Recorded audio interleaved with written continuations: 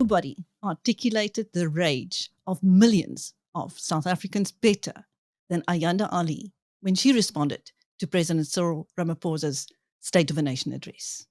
She is with us now. Welcome, Ayanda. Thank you so much for having me. It's great to be with you. Thank you again. Your mic drop response to the president went viral.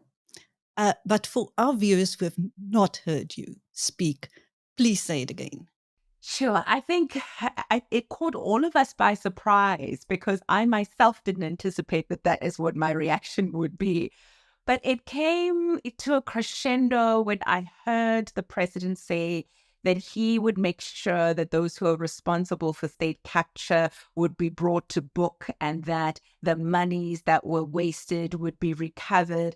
And I think something rose up inside me and it was like a fire shot up in my bones and I just could not let that go. And I mentioned that it was so interesting that the head of state would say all of those things, especially since the people who are responsible for state capture are right there with him in that room, that he himself at the time of state capture was deputy president and that he allowed, if not advanced, state capture. And I thought we were taken for fools as South Africans, and I made it known that that's how we felt. And I think something else that was quite unsettling for me was the depiction of a utopia in the form of Tinswalo, who was a fictional character who's said to have benefited from all the wonderful fruits of democracy, like your social grants and your NSFAS and housing and all manner of things that the president highlighted. And I felt that that was such a one-sided story because you can take a look at exactly what the president had mentioned in terms of interventions and look at the problems therein. The fact that even though, Dinswalo is said to have gone to a fee-free school, even those schools are dilapidated in infrastructure, the teaching staff is overburdened and frustrated. The same Tinswalo is said to go to school using NAFSAS, but NAFSAS, we know, pays late for registration and residential accommodation for students, which puts them back and sometimes leaves a lot of them not able to pursue their tertiary education. Things such as the healthcare sector that Tinswalo is supposed to have benefited from when we don't have doctors because doctors are unemployed. But at the same time, you have so many ministers in the presidencies who have an entourage of staff and bodyguards, etc. And I brought to the attention of the president that it is unfair that he raises only one side of the coin that speaks to these benefits in inverted commas and doesn't look at the disadvantages that those very same benefits brought to the table. So yeah, it was about 2 minutes or so of my response. And I think the reason why it gained such popularity is because my utterances were not new. And they were not groundbreaking in any way, shape, or form, but they were exactly what South Africans were thinking, were feeling. And I think it just gave a platform to the millions of South Africans, black, white, colored, Indian, you name it, young, old, whatever. All of us were in this corner thinking, I'm unsettled, I'm frustrated. But then there was a voice that just captured everybody's sentiments. And I think it was one of those right place, right time, and right thing to say, only because it was echoing the sentiments of millions of South Africans. Indeed.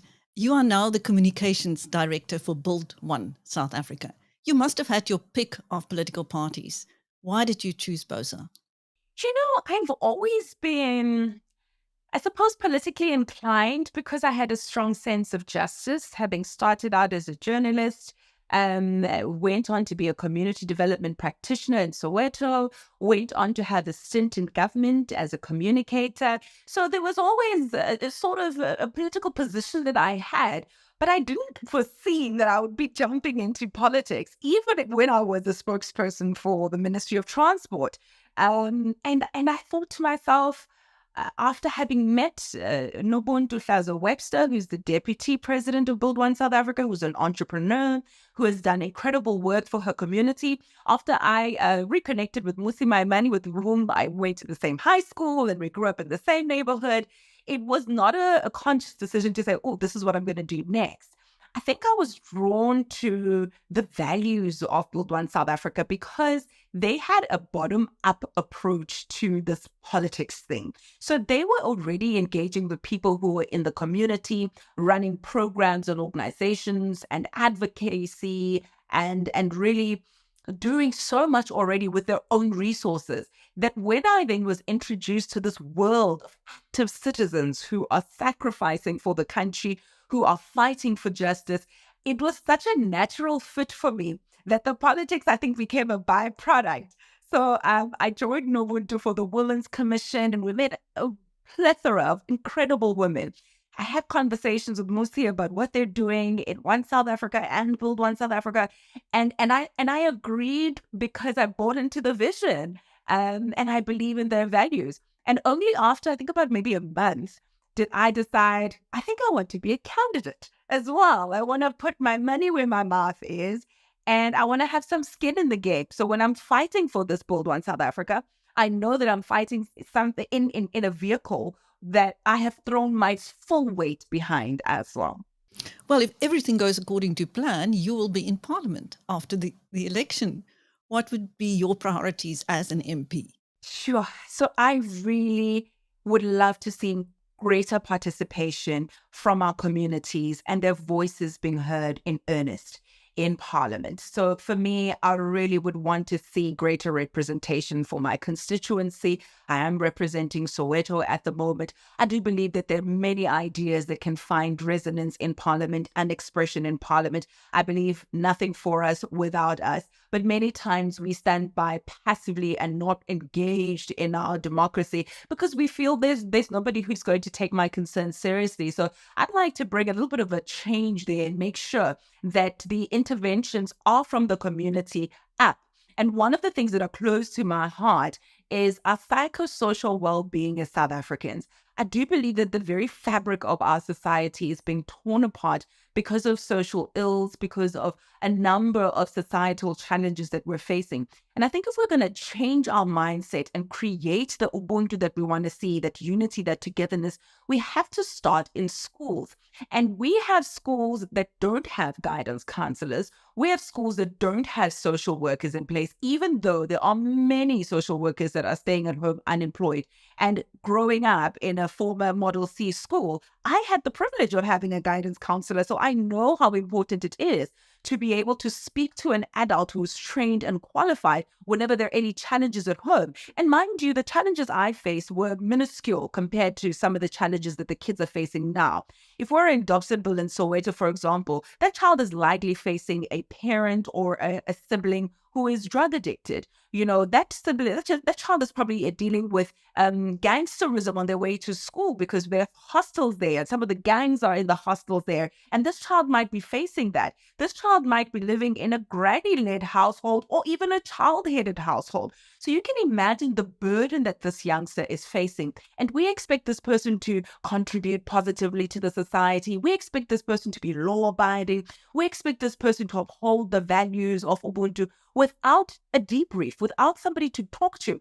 Now, we know that the impediments to learning, more often than not, have got very little to do with academia, but more with the social context that the child is living in. So if we do have guidance counselors or social workers in your schools able to help these children to adapt, to have grit, to overcome their challenges, they'll be able to perform better in the classroom, but will also be able to repair the social fabric of this country, to heal each individual one child at a time. So I think one of the things I'd love to advocate for is the reinstatement of your guidance counselors and or social workers in your schools. And I think for me that would be one of the starts.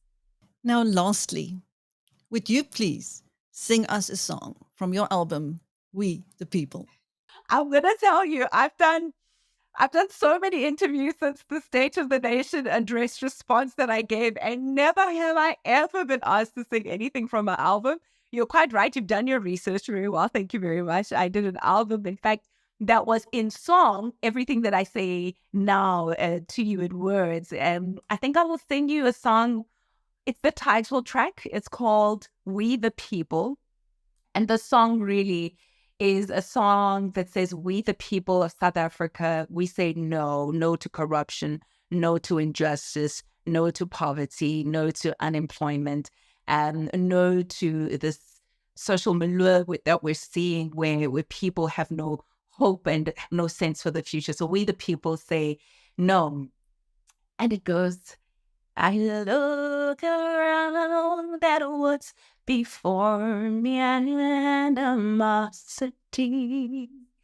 A brother killing another. Tell me, what is this I see? Young mothers infected by full-blown fathers are dying of HIV, while politicians plunder. They're killing for plunder in the name of democracy. No, no, no, no, no. No, no, no, no, no, no, no, no. This is not the way the story should go. We the people say no. Oh, wow. I've I got hope that will gooseflesh. do. We the people say no. We've had enough. We've had enough. Brilliant. Thank you. Thanks for That was hijacking me. My goodness. Thank you. That was Ayanda Allie speaking to BizNews. I'm Chris Stein.